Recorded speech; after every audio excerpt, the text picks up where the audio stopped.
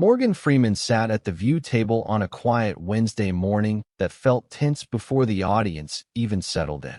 He wore a plain charcoal suit, no tie, the crisp white shirt open at the collar, the way he always dressed when he was ready to say something nobody wanted to hear, but everybody needed to.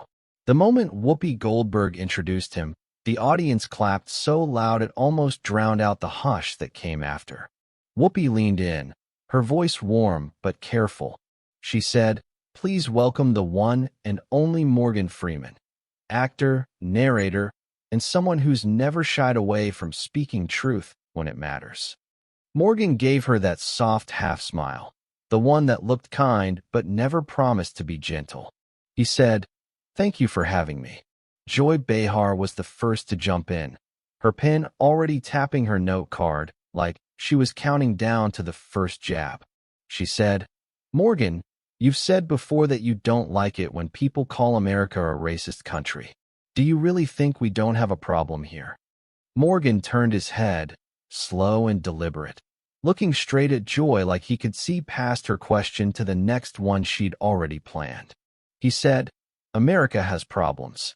But if you only talk about what's broken, you forget what's worth fixing." The audience didn't clap, just that soft hush, the kind that hangs heavy when the truth is too plain to cheer for. Sunny Hostin leaned in next, voice calm but sharper underneath. She said, "But Morgan, don't you think some people take that to mean you're ignoring injustice?" Morgan's eyes flicked to Sunny, that slight nod that said he'd heard this all before. He said, "No. I think they hear what they want when they're more interested in outrage than progress." Joy's pen tapped harder now. She said, "You don't think it's fair to call out America's failures?" Morgan's tone didn't rise. It dropped, softer, the way his voice did when he wanted the next word to land like a stone. "I think it's fair to remember that shouting about what's wrong means nothing if you won't lift a finger to fix it." Sarah Haynes stepped in, her voice softer, the one trying to hold the tension from snapping. "Morgan, what do you say to young people who feel like this country's never loved them back?" Morgan leaned forward, elbows on the table, hands folded, the posture of a man who'd watched the world change in circles. He said, "I say loving your country doesn't mean pretending it's perfect. It means staying when it's hard." The audience murmured, no applause yet, just that low ripple of people leaning closer. Joy's tone cracked sharper. She said, "So you're saying people shouldn't protest?" Morgan's eyes narrowed just enough to let the next line cut clear. "I'm saying protest without purpose is noise. Patriotism is staying in the fight long after the cameras turn off." Whoopi's voice cracked through, low and tense. "What do you want people to hear right now, Morgan?" He didn't blink. He said, "Shut up.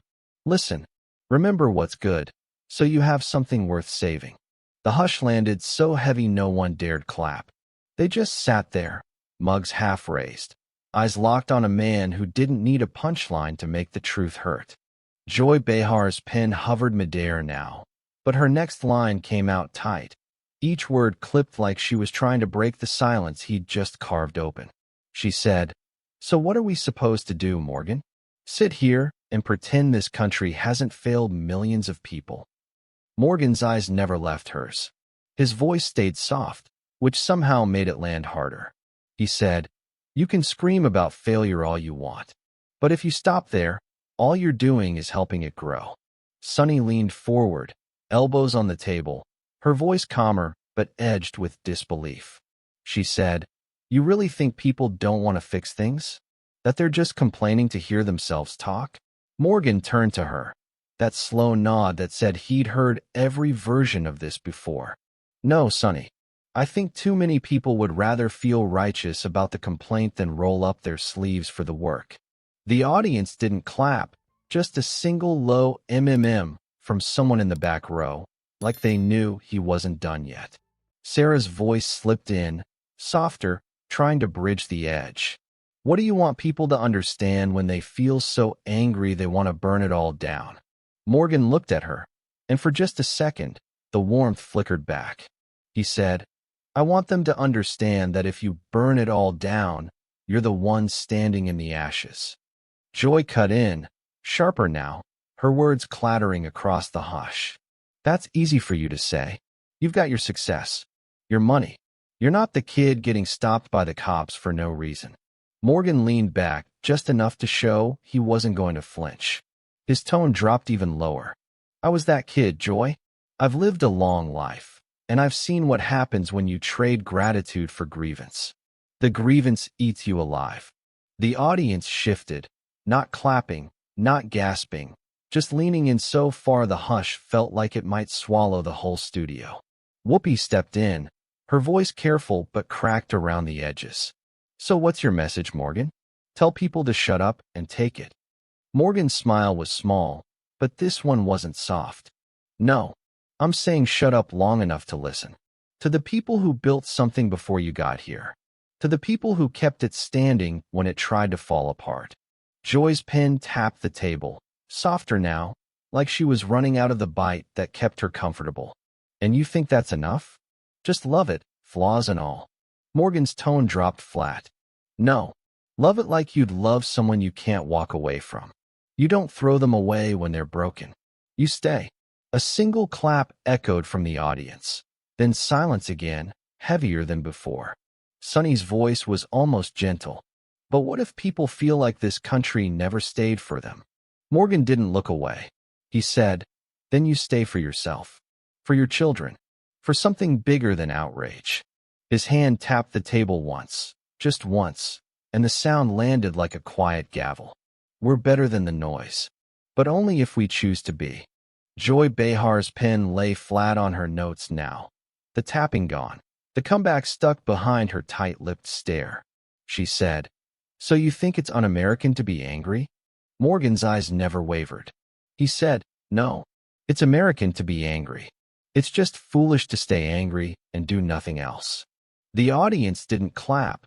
They leaned in, some nodding, a few frozen, like they felt the weight of the line more than they'd admit.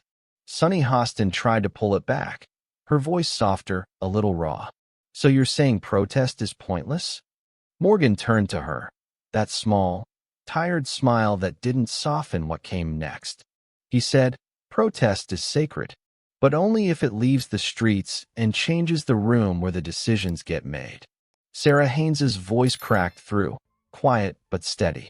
And what do you say to people who feel like those rooms never open for them? Morgan's jaw flexed, just once. Kick the door open, or build a new room. But don't stand in the street forever patting yourself on the back for shouting at a locked door.